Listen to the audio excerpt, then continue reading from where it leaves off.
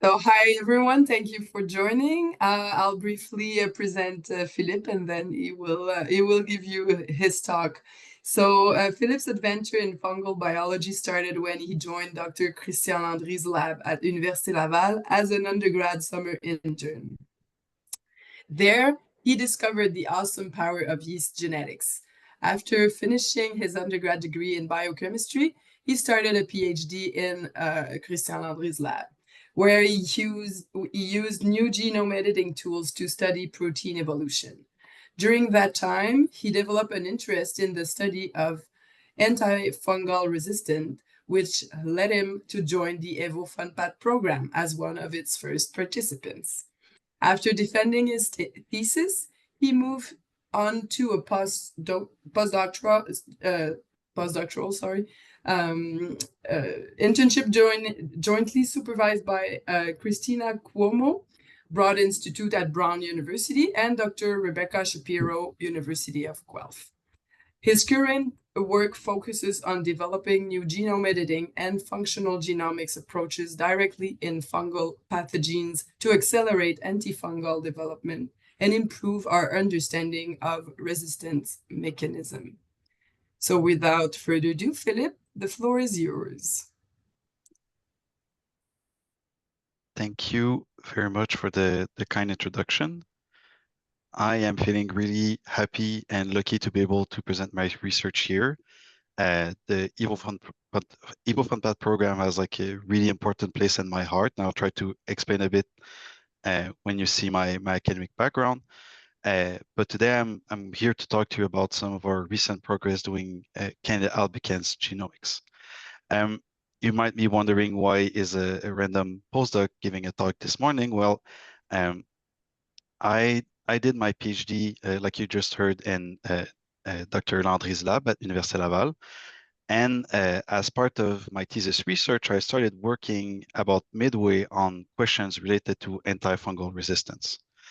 And so this led and kind of coincided with this application of the EvoFunPath program to the CREATE program. So that's kind of when Christian and the other PIs that led the effort submitted and got the grant.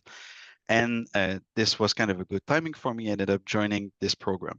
And this kind of changed my whole academic trajectory.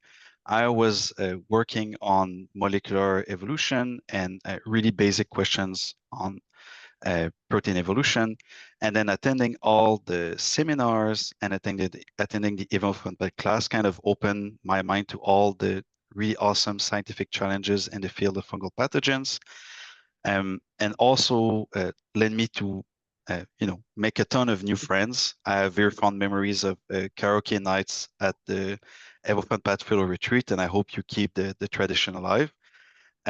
But discovering this kind of new field of research and also the networking opportunities due to the retreats and the meetings I could attend with the Travel Award led me to start a postdoctoral fellowship after I got my PhD, and Dr. Christina Cuomo's and Rebecca Shapiro's research group. So I'm doing a co-supervised postdoctoral fellowship.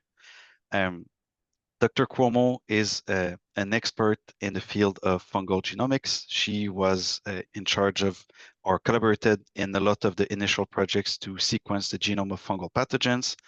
And now she's doing a lot of work in population genomics of pathogens. And Dr. Shapiro is one of the leading experts in non-model fungi genome editing, or just genome editing in Candida species in general. And so my work now encompasses themes like developing new genome editing methods, high throughput functional genomics in Candida albicans, and also trying to improve variant effect predictions, specifically in relationship with antifungal resistance. And today, what I'm going to be talking to you about is really the second aspect of increasing the throughput and developing new capabilities in high throughput functional genomics in the kind of perspective of finding new antifungal drug targets. Why is it so important to find new antifungal targets and develop new antifungals? Well, fungal infections already pose a huge burden on the health systems. They are they can have like a really high mortality rate, be expensive to treat.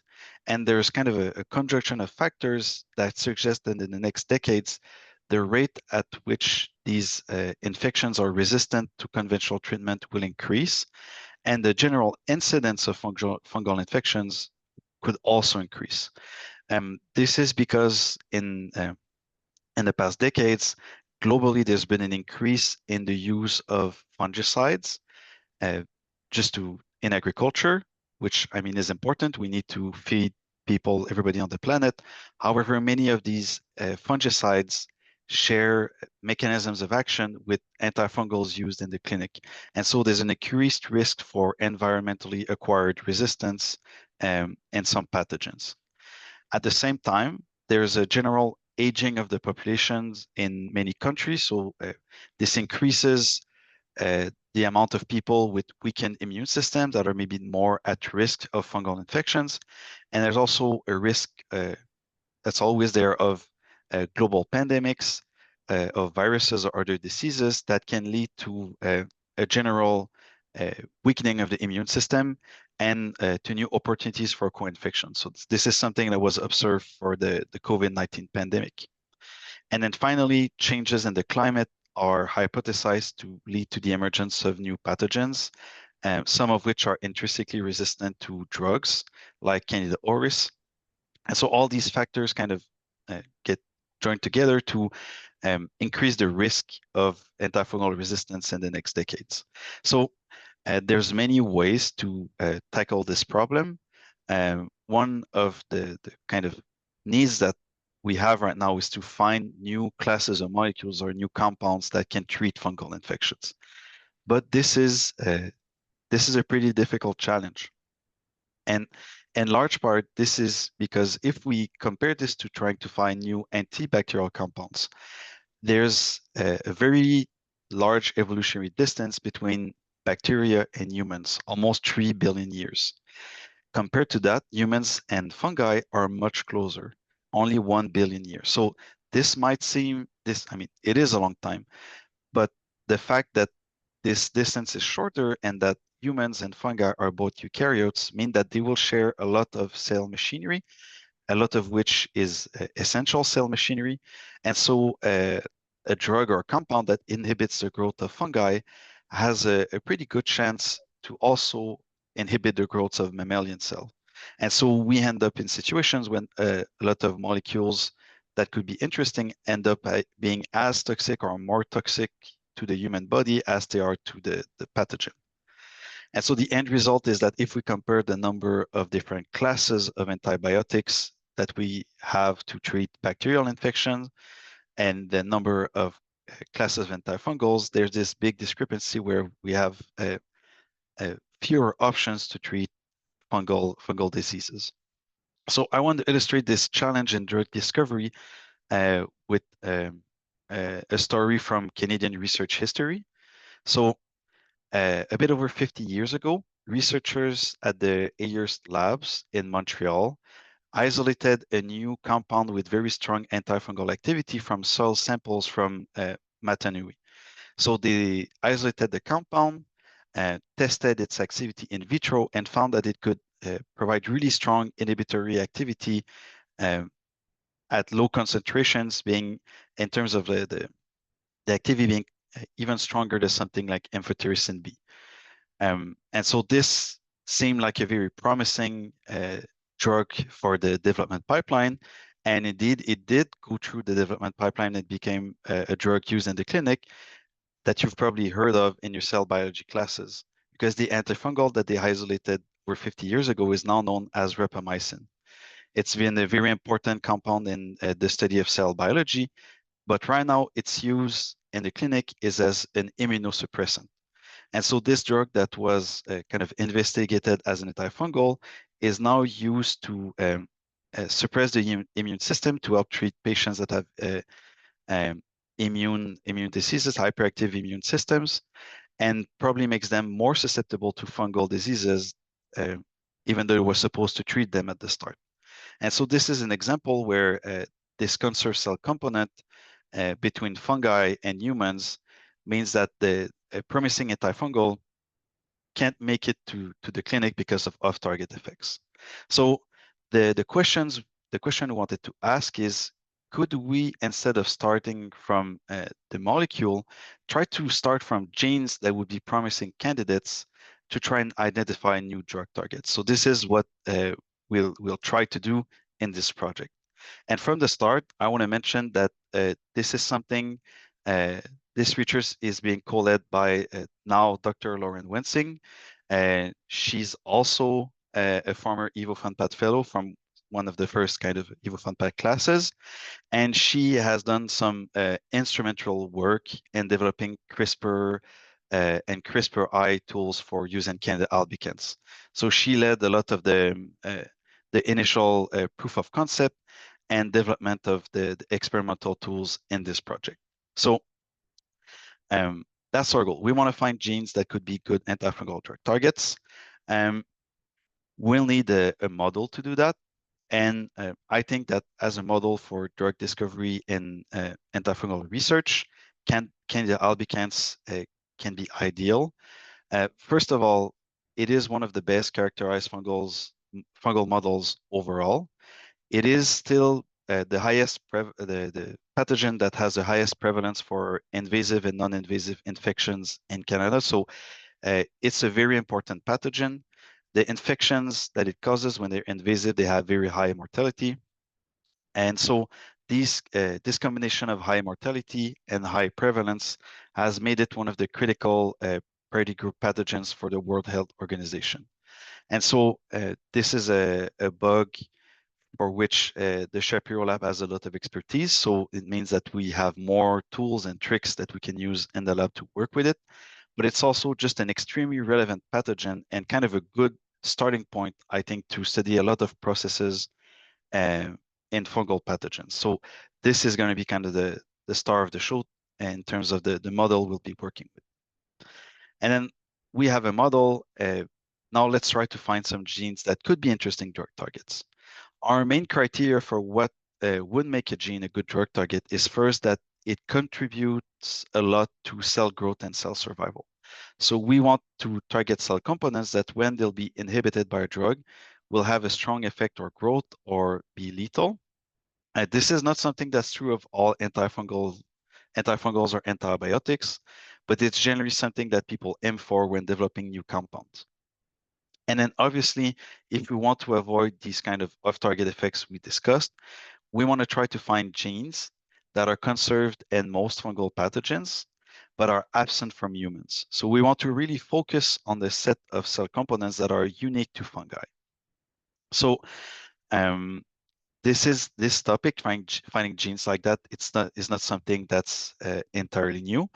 A recent study that used transposon insertion in a haploid Candida cell line identify as kind of a set of essential genes, putative essential genes, and they already went through this kind of process of looking at these essential genes, filtering out those that are present in humans, and only keeping those that are conserved in important fungal pathogens. And so this set of 130 genes fits our criteria of being really important for growth and also being unique to fungi.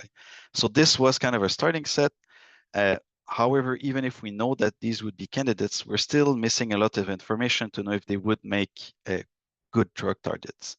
And that's because even if we know that deleting a gene impairs cell survival, that doesn't give us much information about the relationship between the level of function of the gene and the growth effect or just the growth rate of a pathogen.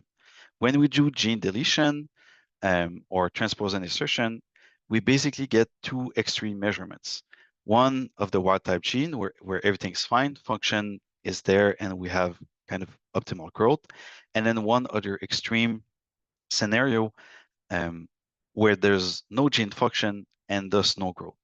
But the shape of the curve between these 2 points can be really important depending on whether or not it's something that's relatively flat, or something that has kind of a sharp decline.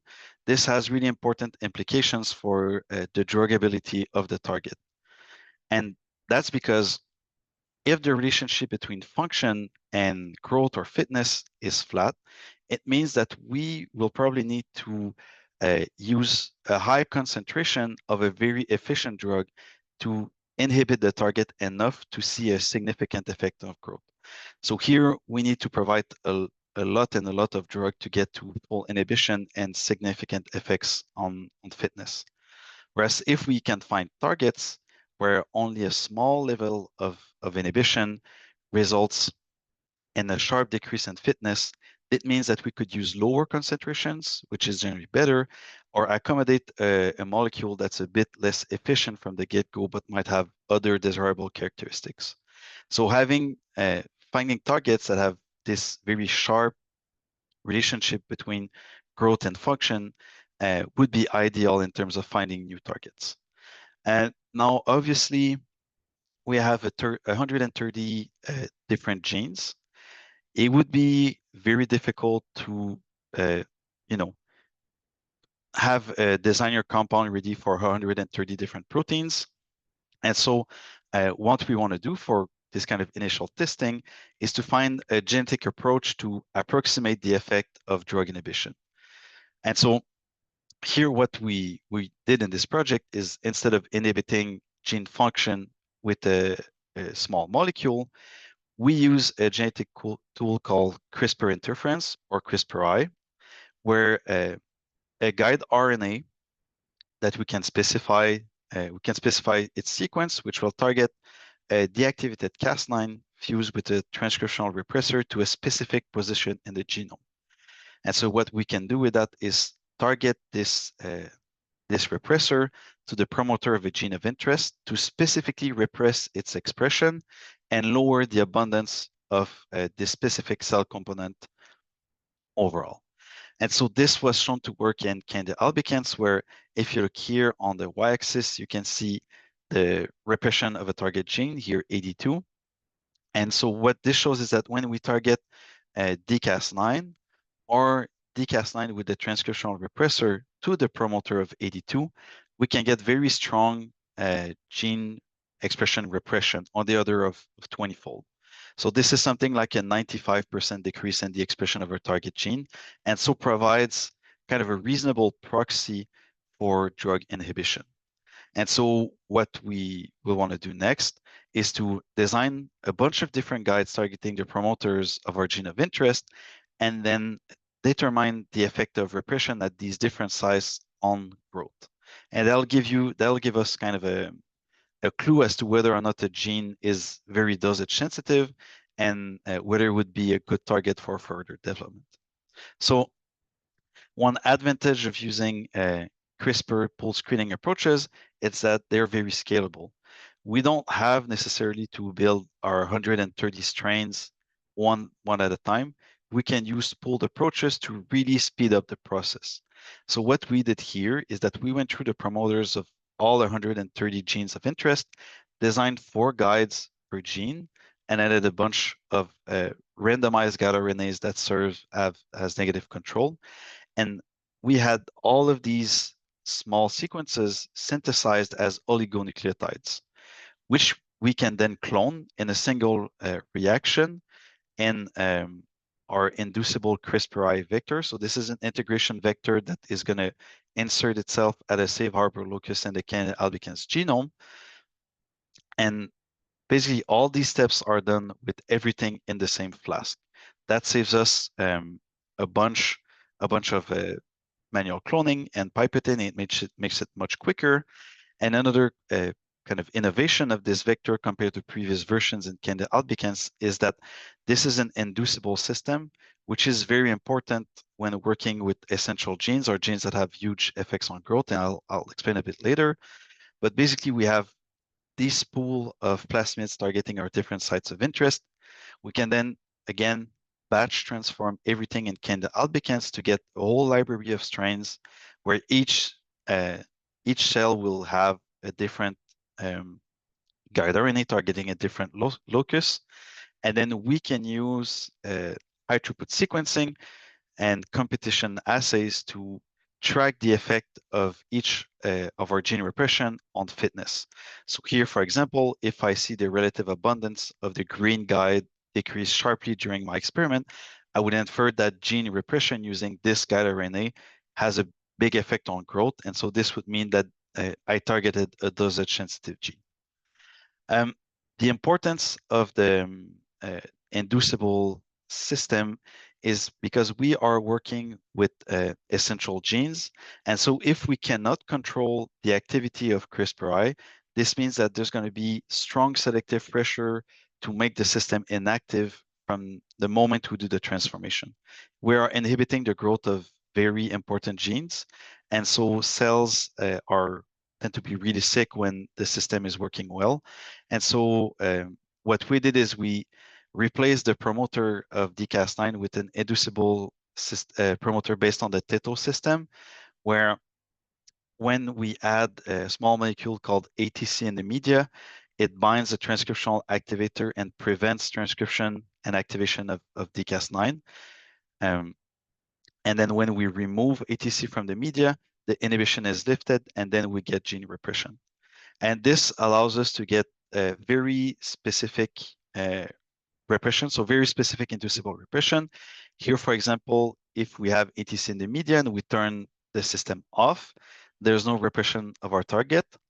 And then if we remove ATC and lift the inhibition, then we quickly start seeing a strong repression of our gene of interest. So here it was a HSP90. And so we have our large pool, we clone it into Candida albicans, and one of the nice innovation that Lauren did is that she used a semi-solid agar transformation protocol that allowed us to get much better coverage in terms of the guides in the library compared to what she saw using standard transformation. And so with this approach, we get, depending on the library and the transformation, we get between 85 to 90% of our guides of interest that have high abundance in the initial pool, and that we can then track in a fitness competition assay. This is a really nice improvement compared to other cloning approaches in Candida albicans. It gives us a good efficiency and good confidence that we later down the line will be able to upscale this. And so what does this look like when we do the experiment? Well, we start with our strain library. We split this pool of cells into two kind of treatment arms. One arm where we'll keep the CRISPRi system off, and then one where we'll make it active by removing the small molecule inhibitor. And then once we have our two treatment arms, we have these cells compete against one another over 3 passages that cover around 21 generations. And at each passage, we'll keep some of the cells, extract the genomic DNA, and amplify the guide RNA locus for high throughput sequencing. And then we can compare with or without the activity of CRISPRi, what kind of fitness effects we get for each of these guides. So if we just look at one guide RNA, and this is kind of a step-by-step example for a guide targeting MMM1, on the y-axis, you have the relative abundance of the guide in the library, and on the x-axis, you have the different passages of the experiment, with T0 being our initial pool. And so here, what I'm showing you first is the relative abundance of the random guide RNAs, which are a negative control. They are not expected to have any fitness effects, and so their relative abundance should stay the same. And this is basically what we see. As we go through the experiment, the random guides have a relative abundance that stays pretty much identical. And then if we look at a guide RNA targeting MMM1, in the condition with CRISPRi is inactive, we see the same pattern where the guide doesn't necessarily change in abundance, it doesn't drop in abundance, so there's really no effect on growth rate.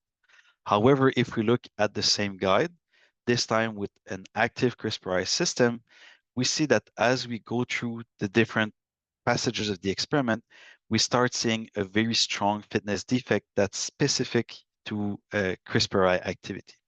And so in the case of MMM1, this isn't the only guide RNA where we see a fitness effect. There's also a second one. And we can take these these effects and try to reproduce them in kind of small-scale assays, reconstructing these strains one by one, and we get good validation where we can see these fitness effects in growth curve assays. So what does this look like if we try and see the entire library of guide RNAs at the same time? So here on the x-axis, I'm going to be showing the fitness effect when CRISPRi is inactive, and on the y-axis, the fitness effect when CRISPRi is active. The direction of these lines represent a greater effect on fitness. And then we'll have the random guides, the controls in green, and the guides actually targeting essential gene promoters in black. And so if we look at the data at passage 1, we can see that the correlation between the effect in the CRISPR off and on condition is very good. The random guides are tightly clustered around 0, 0. And then as we start going through more and more passages, we see that the random guides don't move, and we get this long tail of CRISPR-I specific fitness effects. And so all these guides here would be examples where repression of our target gene led to a strong fitness effect. So we use the distribution of effects for random guides as a reference to determine what would be our cutoff for significant fitness effects. And based on that, in this time course assay, we identify around a bit over 90 hits. So these are guides that have significant fitness effects. And what we find is that these are not necessarily distributed randomly. If we look at the number of hit guide RNAs for the same genes, we see more genes that have 3 or 4 guides out of 4 that are significant than what's expected by chance. And so this means that we seem to be able to identify genes that are a bit more highly dosage sensitive. And the reason why we can kind of infer that is a property of the CRISPR-I system. When we design the guides, we don't really know how strong the repression associated with each guide is going to be. The predictions made by the models are not very good because of different factors it can't take into account, like transcription factor binding site or just kind of a unknown regulatory activity. This is not something that's been developed a lot in fungal pathogens. For human cells, it works a bit better, but what that means is that every time we decide for guide RNAs, we get kind of a random distribution of repression effects. And so if we're looking at a gene where the relationship between expression levels and growth rates is very flat, then it's possible that among all our genes with different repression levels, only one of them is going to cause n of a fitness defect for it to be under our significance threshold. Whereas if we're looking at a gene that has very high dosage sensitivity, then there's a higher chance that more of these random effects are going to lead to growth problems that we can pick up in the experiment. And so finding these genes where 3 or 4 out of 4 possible guides have a fitness effect is kind of a good indicator for us that we're looking at something that's very dosage sensitive. And then one example again of this is our good friend MMM1, where I've showed you previously 2 guides that had fitness effects, but actually all 4 of the guides we designed have measurable significant fitness effects. So, and I think this is kind of a convincing example that the screening approach is sound. It works in Candida albicans and can provide us with a way to measure fitness effects. And now we can start and kind of look at what kind of genes we are picking up. So here in this case, MMM1 is actually part of a ER mitochondria tethering complex. So it's anchored in the membrane of the ER and serves as a scaffold to bind it to another adapter protein that's itself linked to components of the outer mitochondrial membrane. So it's kind of it's been shown that this protein is important for virulence through, I think, heterozygous knockdowns and macrophage assays. So it's not an entirely new potential target, but it's still kind of interesting because it falls outside of a lot of known antifungal targets. And in fact, when we look at all these highly enriched genes, we see a nice diversity of cellular functions and pathways, but we also see a strong enrichment um, for genes associated with the mitochondria. So some of this is due to the properties of the gene set. There seems to be a higher level of divergence in mitochondrial components between fungi and humans compared to other parts of the cell. But we do see a lot of proteins associated with mitochondrial function or mitochondrial localization. And one striking example is the mitochondrial ribosome, where we identify 5 different components of the mitoribosome. And what's interesting is that we are not identifying kind of a specific subcomplex in the large or small subunits. These are all proteins that are kind of spread across the mitoribosome, and that might all be rate limiting or important in its scaffolding and assembly, so that reducing the level of any of these proteins can kind of mess up the assembly process and lead to fitness effect because the mitochondria can't work properly anymore. So these are the kind of targets that we identify. But um, even if we see that these genes are dosage sensitive in this context, we want to try and make sure that they are dosage sensitive in almost all contexts, so that their importance to the cell is not conditional.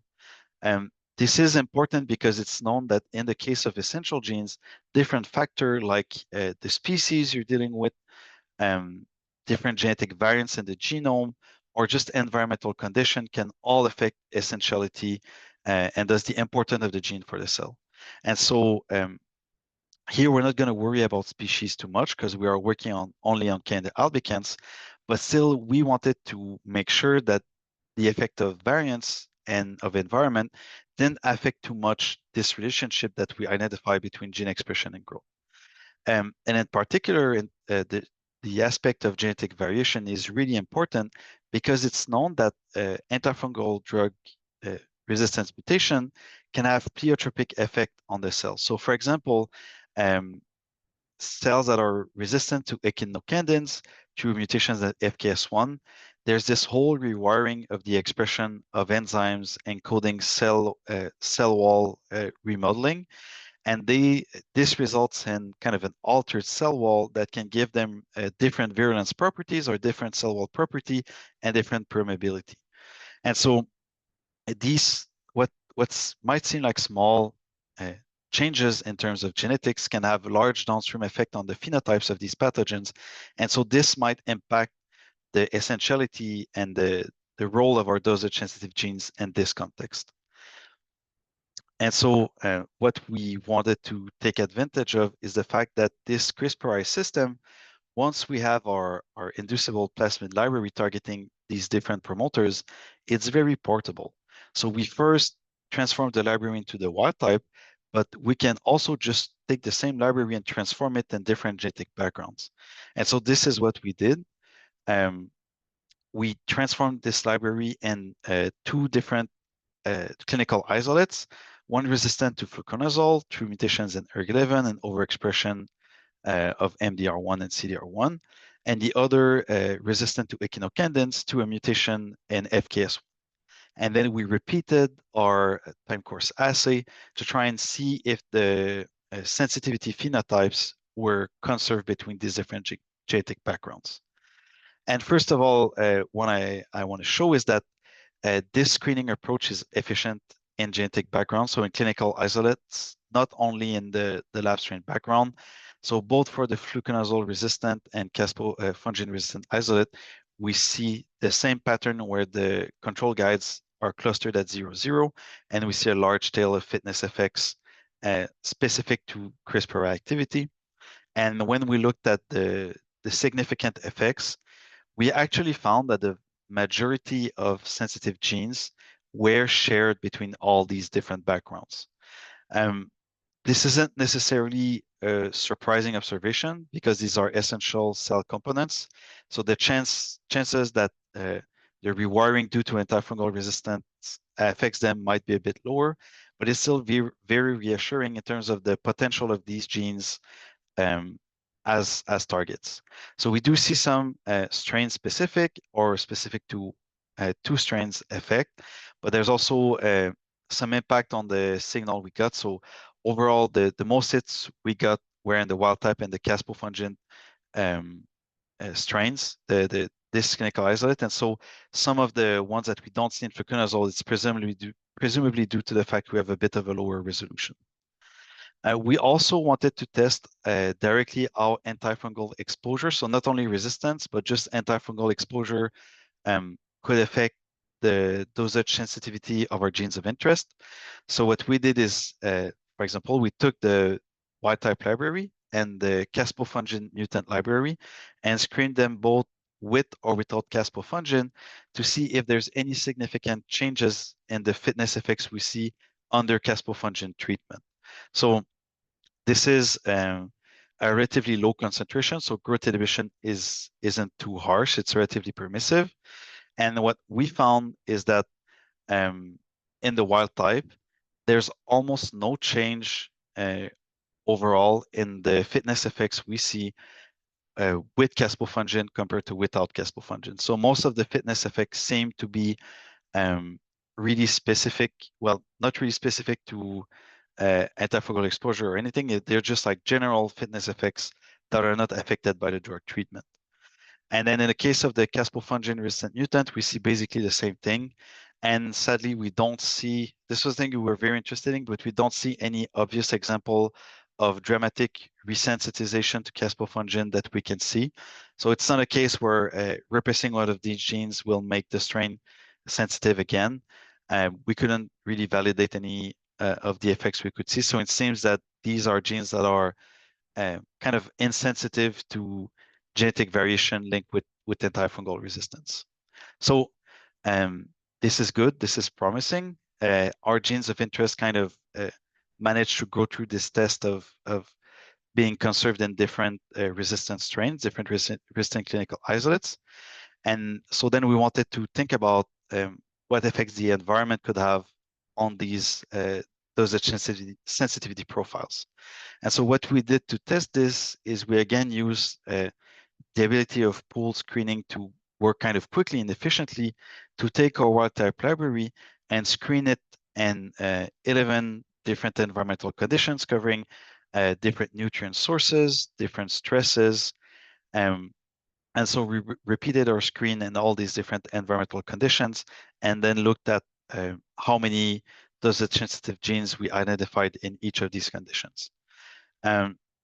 So for some of these screens, we didn't have as good of a signal to noise ratio as for some others. This is kind of expected, especially when drugs affect growth significantly. We get a bit less resolution, but still we were able to build kind of a global map of how our gene repression interacts with different environmental conditions. So here, what you see here is for each condition, and all the sensitive genes that we picked up a couple of times across all experiments, the relationship between the number of hit guide RNAs and the environmental conditions. And basically what I want to kind of bring your attention to is this cluster here, which are these genes that are always highly sensitive. So a lot of guides have significant impacts on fitness across all these different environments. And then we also pick up some guides that seem to be more specific to one environment or another. For example, some guides that are observed more frequently in high salt or high sorbitol concentration. So these are stresses that are often correlated in the cellular response. So we can kind of pick up on that. And really interestingly, we can find some genes that look very promising initially, but that show very high condition dependence in terms of the fitness effect. So the best example we have is FBA1, which is an important enzyme in the glycolysis pathway.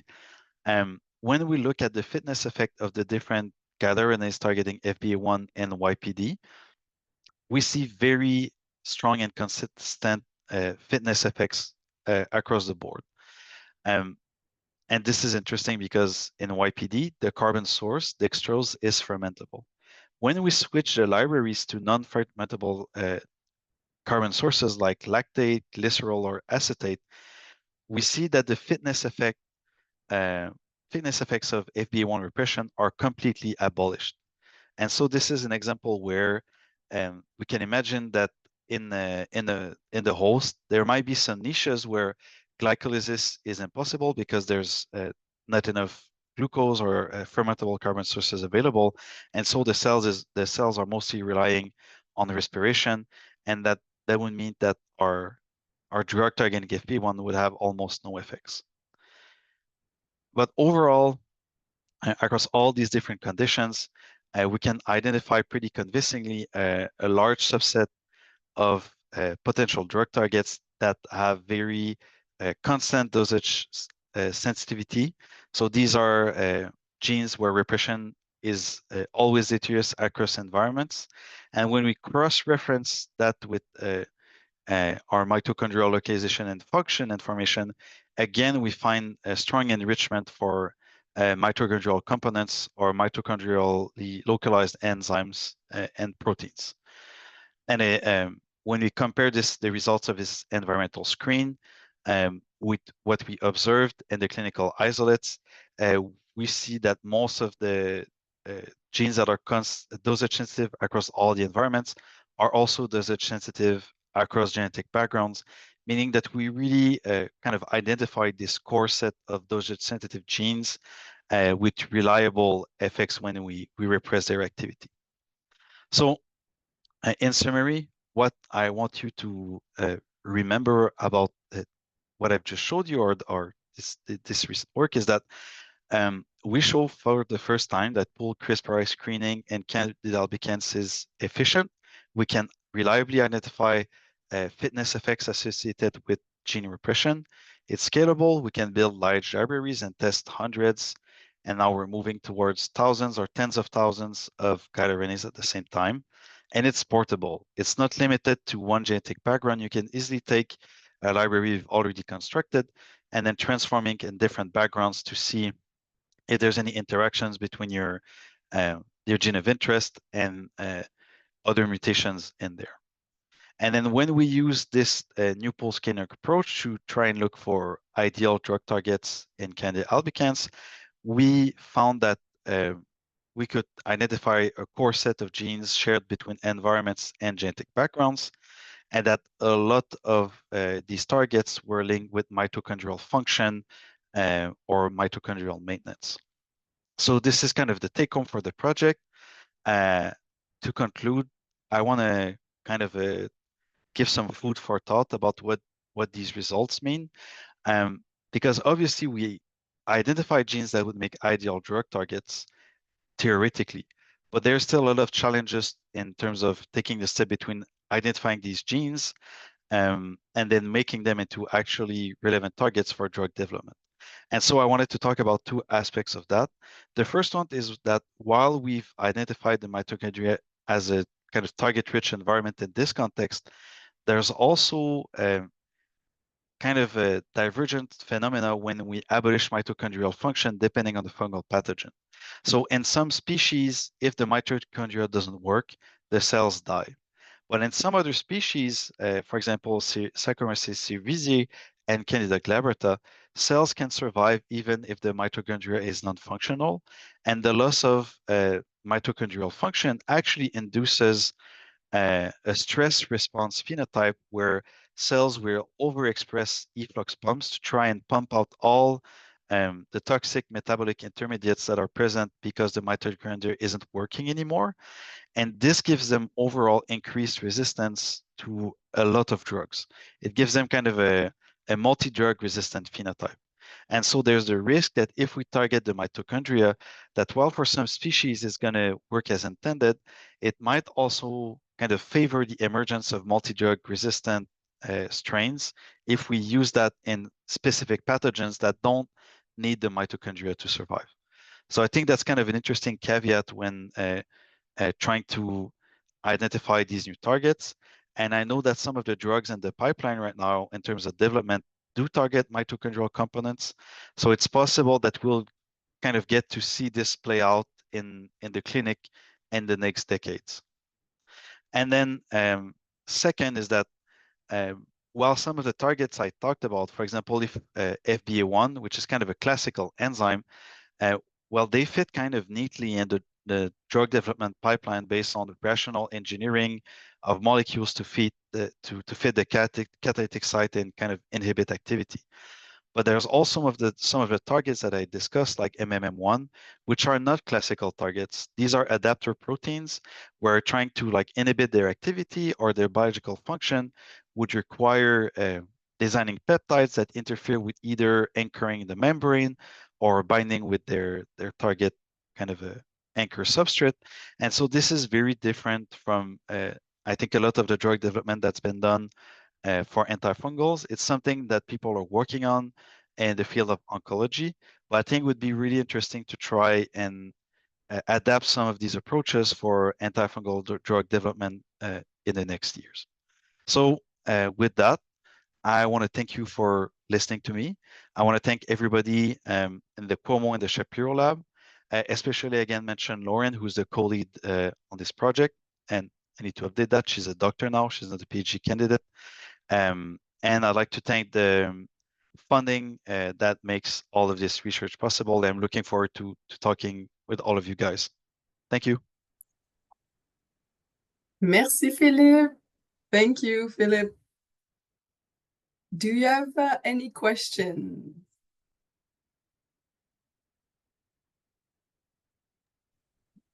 Yes, Christine. Here. I think I saw Christine's hand raised first. Yeah. Hi, thank you for that wonderful talk. That was very interesting. So my question is, you use this inducible CRISPRi system via plasmid transformation, right? Yep. I was wondering if this is currently limited to yeast cells, or what do you think about filamentous fungi? Will this kind of system work? I think that integration vector like these ones are available in some filamentous fungi, but the main issue that I've heard about is not necessarily getting them to work on a strand by strand basis. It's more that the transformation efficiency when you want to upscale is very low. So you're going to have a hard time to build a pool of strains. But I think integration approaches like that, I think they work in many different filamentous fungi. The protocols are just a bit different compared to yeasts. Right, yeah, I was thinking about that because I knew it was hard to do a transformation in filamentous fungi, and a lot of the human fungal pathogens are, a lot of them are filamentous as well. So I was thinking if it might be difficult to proceed with this sort of protocol, but it's a very interesting experiment. Yeah, in this case, so Candida albicans is dimorphic, and when we do the transformation, we are working with the yeast cells. We're working with the yeast state. I think it would be possible to have a library like that and induce filamentation and then start the experiment so that would be a way to screen for like filamentation specific effects. It just requires a different setup. Once you have the library transformed, you can put the cells through all kinds of tortures if you want to. You just need like a good imagination and a willingness to develop the experimental system. But yeah, that would be really interesting. That would be a really cool experiment. Thank you.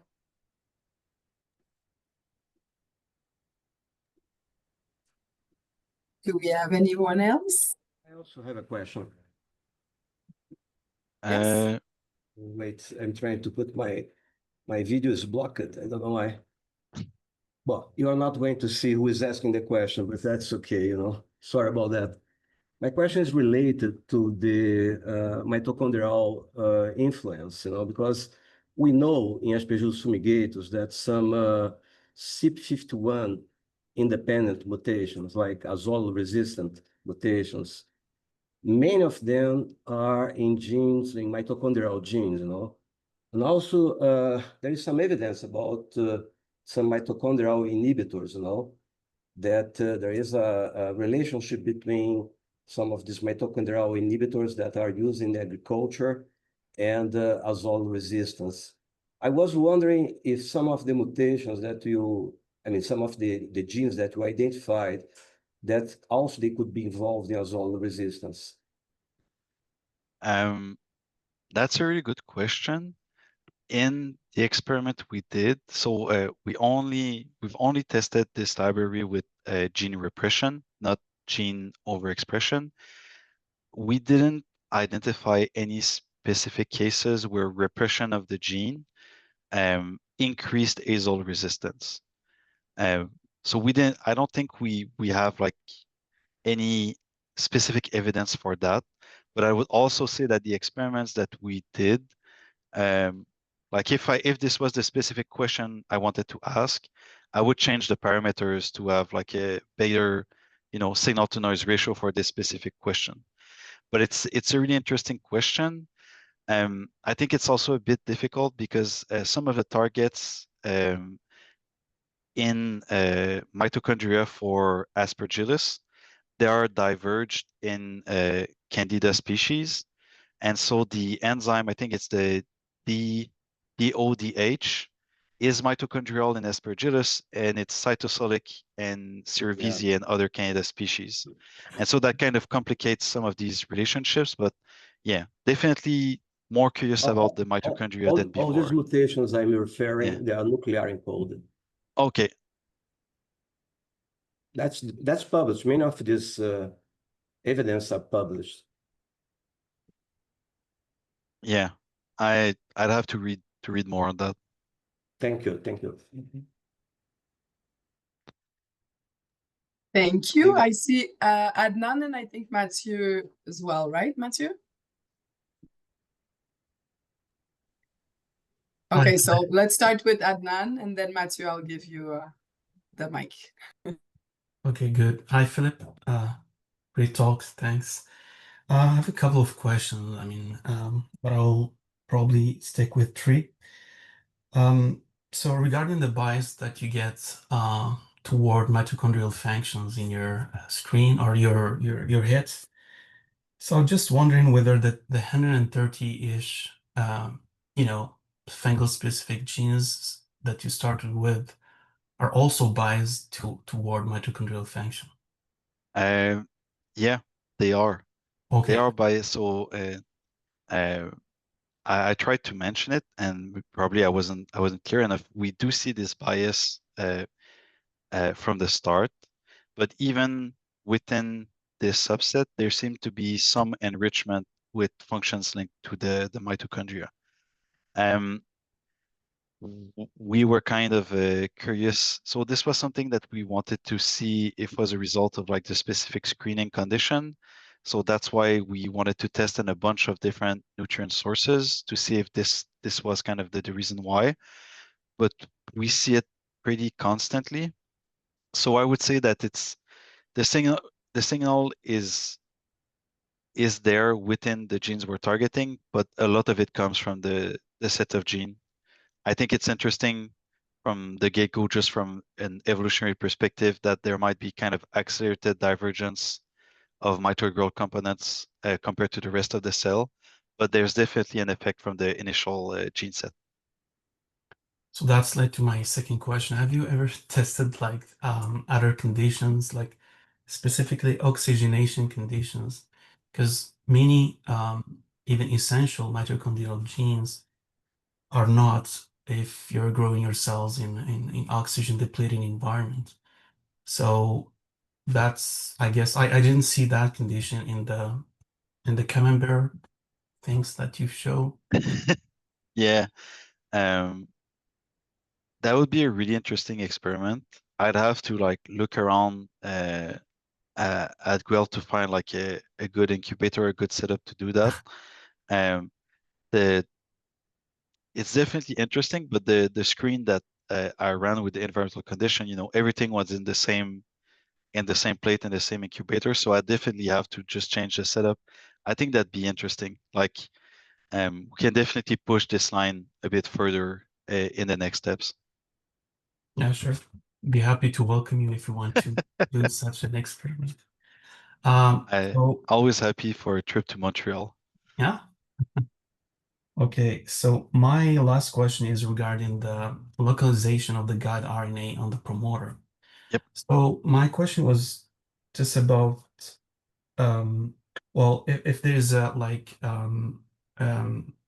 correlation between or correlation between like the fitness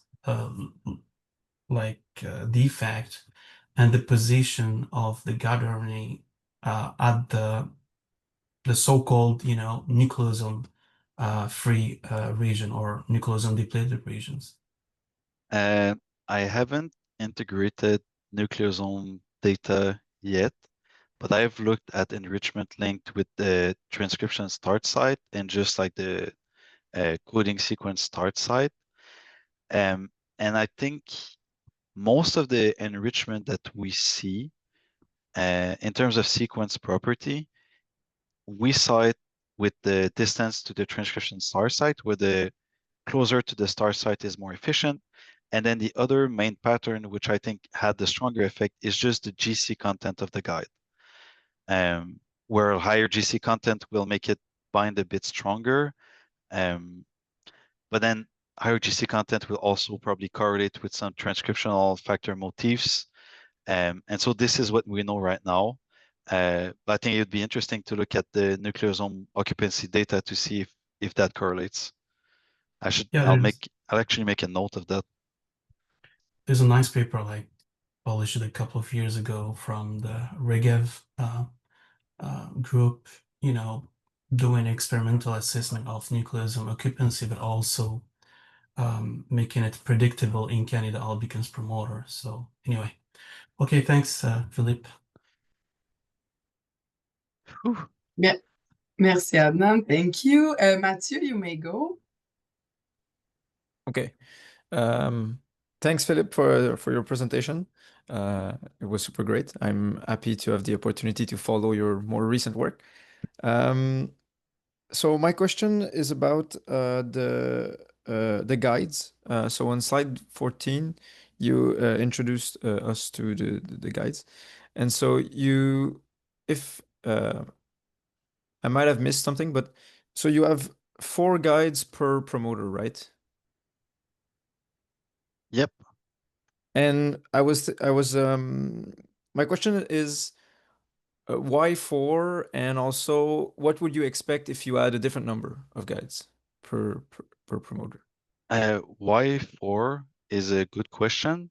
I think so the size of the library and the kind of design of the library occurred before I joined the project in the kind of initial stages. I think the lower number of guides per gene, because usually what would be ideal would be to have something like 6 or 8 guides per gene. 4 is relatively low. However, before Lauren worked a lot to optimize the transformation protocol, there was this concern that having too much diversity would just mean that we'd lose most of it in the transformation step. Okay.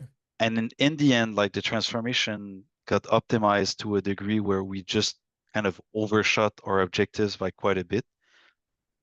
And so now I would say that the more recent libraries have 6 to 8 guides per gene. So what the people, the next projects are working on are, there's more guides per gene because we know we have the transformation capacity. This was really kind of the concern that we wouldn't be able to recover most of the guides, and we couldn't cover all genes properly if we had too many guides. Yeah. Okay. Well, it's a good Thanks. question. Ideally, you'd want all the guides possible for a promoter. It's just the cloning gets a bit tedious at some point. For sure. Thanks. Merci, Mathieu. We can take one more or two if you guys still have questions. If not, we'll give our speaker a little break and we'll join the fellows after a little break. All good? Thank you for joining, everyone. Thank you. Bye. Bye-bye.